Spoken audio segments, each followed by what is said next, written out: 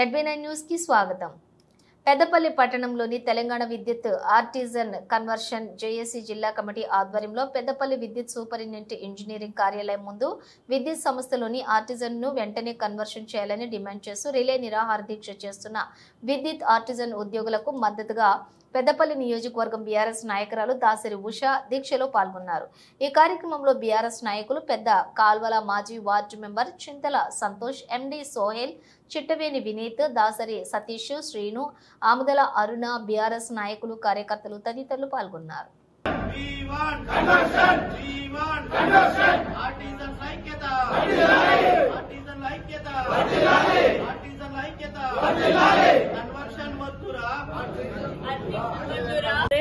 మరి ఇక్కడికి వచ్చి మరి వీరందరి కష్టాలు వినడం జరిగింది.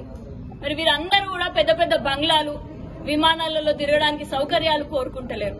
వీళ్ళందరూ కోరుకునేది ఏంటంటే వాళ్ళ పనికి తగ్గేటటువంటి వేతనం కోరుకుంటున్నారు. అదే విధంగా నేడు ఆర్టిజన్లు చేసే పని ఏంటిది అని అంటే ఇప్పటి వరకు ఉద్యోగస్తులుగా ఉన్న వాళ్ళందరూ కూడా ఏ పని చేస్తున్నారో అదే పని చేస్తున్నారు. ఇంకా అంతకుమించి ఒక ఆకు ఎక్కువ చేస్తున్నారే గాని 5 ఉద్యోగస్తులు చేసే పనిని 2 ఆర్టిజన్లు చేసే అంత తాకత్ మరి ఈ ఆర్టిజన్స్ దగ్గర ఉన్నది.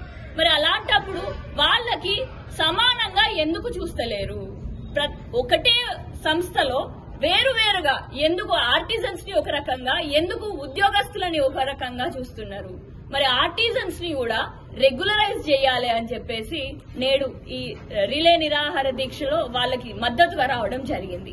మరి ఈ రిలే నిరాహార దీక్ష మరి ఇప్పటి నుంచి ఉన్నది కాదు, ఈ దీక్షలన్నీ ఇప్పటి నుంచి చేస్తున్నది కాదు, ఇది నిన్న మొన్న వచ్చిన సమస్య కాదు. గత 18 సంవత్సరాలుగా మరి ఆర్టిజన్లు కూడా ఎంతో మంది దీంట్లో 18 సంవత్సరాల నుంచి ఆర్టిజన్లుగా ఉన్నారు, వ్యవహరిస్తున్నారు. అయినప్పటికీ కూడా వాళ్ళని రెగ్యులరైజ్ చేయకపోయేసరికి వాళ్ళకి సమానంగా గౌరవం కూడా దక్కుతలేదు. మరి నేడు రెగ్యులర్ ఉద్యోగస్తులుగా ఉన్న వాళ్ళందరూ కూడా వారి రిటైర్మెంట్ బెనిఫిట్స్ వస్తున్నాయి. వాళ్ళు చనిపోతే వాళ్ళ పిల్లలకి తగినట్టుగా, చదువుకున్న దానికి తగినట్టుగా ఉద్యోగాలు ఇవ్వడం జరుగుతుంది. కానీ అదే ఆర్టిజన్స్ గా ఉన్నప్పుడు సమాన పని చేస్తున్నారు, కానీ ఎట్లాంటి బెనిఫిట్స్ వీళ్ళకి రావడం లేదు. కనీసం రిటైర్మెంట్ అయినప్పుడు కూడా వీళ్ళకి తగినటువంటి రిటైర్మెంట్ బెనిఫిట్స్ కూడా లభించట్లేదు. మరి వీరందరికీ కూడా తగినటువంటి బెనిఫిట్స్ రావాలి అంటే రెగ్యులరైజ్ చేయాలి ఆర్టిజన్స్ అందరినీ అని చెప్పేసి నేను డిమాండ్ చేస్తున్నాం. మరి మన గత కేసీఆర్ గారి పాలనలో మనం చూసినాం, ఖచ్చితంగా ఆర్టిజన్స్ అందరినీ కూడా రెగ్యులరైజ్ చేస్తాం అని చెప్పేసి తెలియజేయడం జరిగింది.